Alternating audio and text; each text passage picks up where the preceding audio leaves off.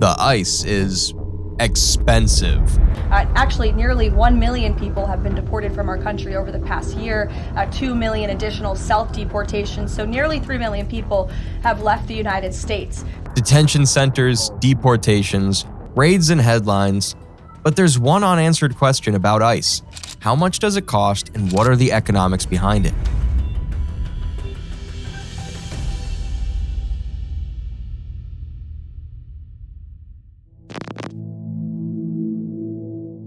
ICE is currently the best funded law enforcement agency in the entire United States. Not the FBI, not the DEA, ICE. An agency that was created after the year 2003 has a budget larger than the agency that catches serial killers and stops terrorist plots. In July 2025, the United States Congress passed the One Big Beautiful Bill Act, giving ICE a supplement of $75 billion over the course of 4 years.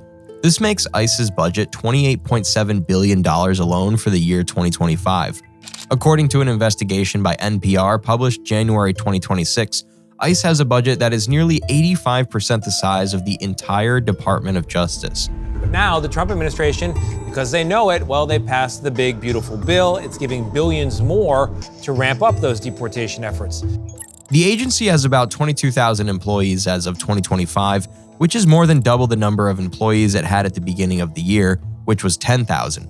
The recruitment process also included a signing bonus of up to $50,000, as well as student loan repayment of up to $60,000.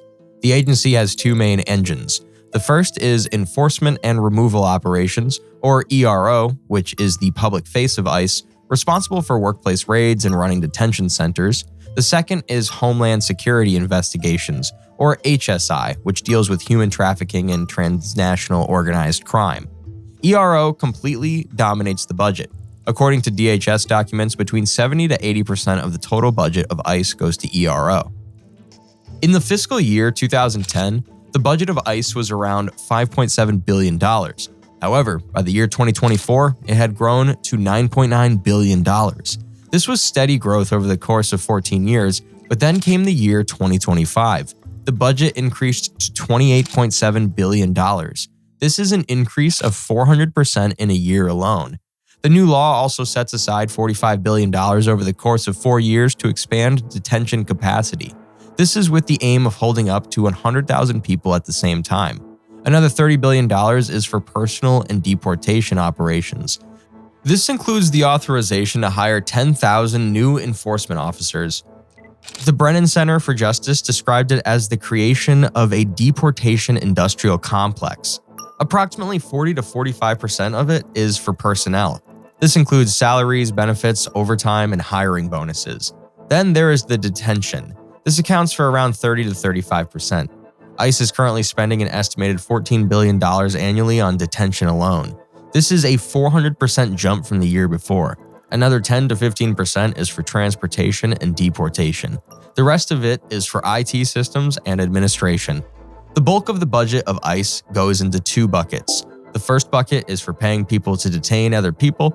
The second bucket is for the facilities to detain them.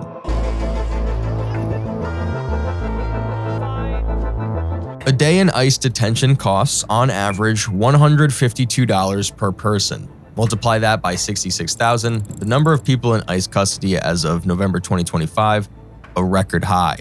The calculation is $10 million every single day. That's about what it costs to build a decent elementary school. Every 24 hours, just to keep those detention centers running. The average stay is about 44 days, which is about $6,700 per person. But ICE is budgeting to expand to 100,000 beds. At that rate, the cost of detaining people would be $15 million a day. That's $5.5 billion a year. So who's making money off of all of this? According to the Brennan Center, nearly 90% of the people in ICE custody are in for-profit facilities run by companies such as GEO Group and Core Civic.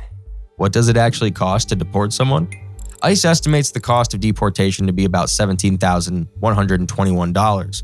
However, researchers say ICE is actually lowballing the cost of deportation. The Penn-Wharton budget model analyzed the actual cost of deportation. The cost of deportation is between $30,591 to $109,880. The average cost is about $70,236, taking into consideration the different lengths of stay, legal procedures, and complex deportation procedures. The cost of deportation is quite high, especially when considering the administration's goals. In 2024, ICE deported 271,484 people. The Trump administration has set a goal of 1 million deportations a year. That's $70 billion a year. That's just the cost of deportation, not the cost of detention, not the cost of asylum procedures, just deportation.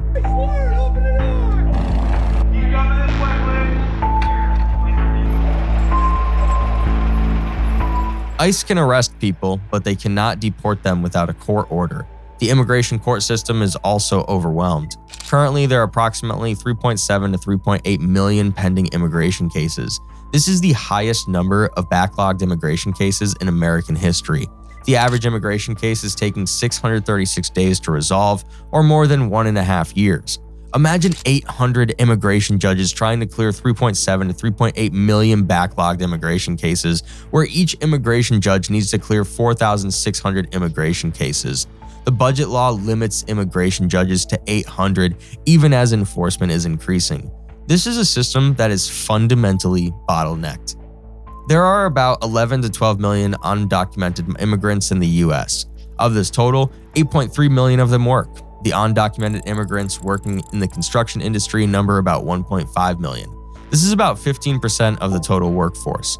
In the agricultural industry, 42% of crop farm workers are undocumented immigrants. Another million work in the hospitality industry. The state of Florida is a good example. In the year 2023, the state of Florida has very stringent immigration laws. As a result of this, construction work came to a standstill. The agricultural industry was also in a crisis. Crops were rotting in the fields due to the lack of a workforce. The U.S. Department of Agriculture has confirmed that 42% of crop farm workers are undocumented immigrants. There is no reserve workforce waiting in the wings to replace the undocumented immigrants. If the undocumented immigrants disappear from the workforce, the crops do not get harvested. If millions of undocumented immigrants are deported from the country, supply chain disruptions will be felt in the entire economy. If they are deported from the construction industry, the cost of building a house goes up. If they are deported from the agricultural industry, the price of food goes up. In 2022, undocumented immigrants contributed $96.7 billion to the U.S. government in the form of federal, state, and local taxes. This includes $59.4 billion to the federal government and $37.3 billion to the states and local governments. The Institute on Taxation and Economic Policy also analyzed this further. $25.7 billion of this goes into Social Security, which they cannot even collect. Another $6.4 billion goes into Medicare, which they cannot collect either. For every million undocumented immigrants, the government collects $8.9 billion as revenue. However, for every million deported, the government loses the same $8.9 billion. The GDP of the US would also be affected if the undocumented immigrants are deported. The American Immigration Council analyzed this further and came to the conclusion that if the undocumented immigrants are deported, the GDP of the US would fall by $1.1 to $1.7 trillion over the next 10 years. This would be a fall of 4.2 to 6.8%. The Great Recession resulted in the GDP of the US falling by 4.3%. The Penn-Wharton model also analyzed this further. They calculated that if the undocumented immigrants are permanently deported, the US would end up spending an additional $900 billion over the next 10 years.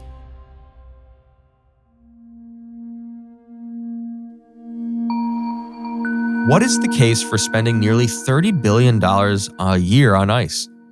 The case for spending nearly $30 billion a year on ICE is, as the proponents state, about law and order. They deport people who have serious criminal offenses against them, which is legitimate. Then there is the deterrent effect.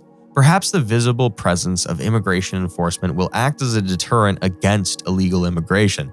And finally, there is the issue of sovereignty. It is the right of any country to control its borders. However, there is a strong economic case against it too. At $70,000 per deportation, it costs $70 billion to deport 1 million people. But the deportees also contribute nearly $100 billion in taxes. Then there's the issue of diminishing returns. The first 100,000 deportations are the easiest. They're the people with final orders, people with criminal offenses. But as we try to deport 1 million people, the cost of deporting the last 100,000 is exponentially higher.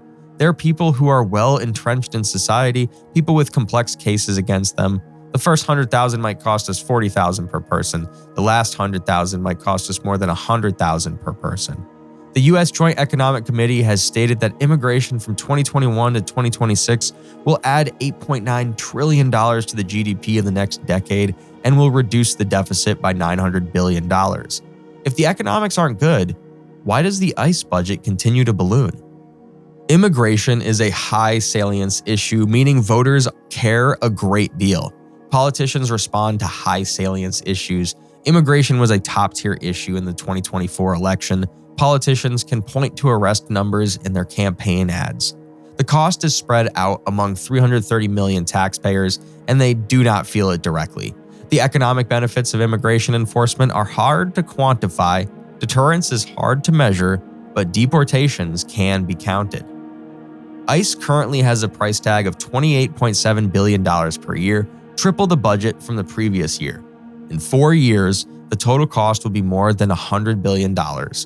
On one hand, we have the cost of detaining 10 million people per day, 70,000 people per deportation, and billions in legal costs. On the other hand, we have the potential loss of GDP, which could be as much as $1 or $2 trillion in a decade. Federal tax losses will be $59 billion per year, state tax losses will be $37 billion, and we'll have labor shortages and inflation.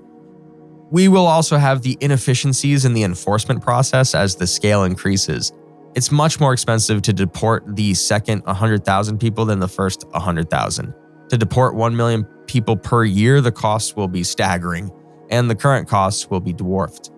ICE is a huge policy choice, and its costs are measured in trillions of dollars. The question is not whether we should have immigration enforcement, but whether we should spend nearly $30 billion per year on ICE, along with the costs of the economic damage caused by mass deportation. The economics of ICE is not just about the costs we are incurring, but about the costs we're not incurring and the costs we're risking.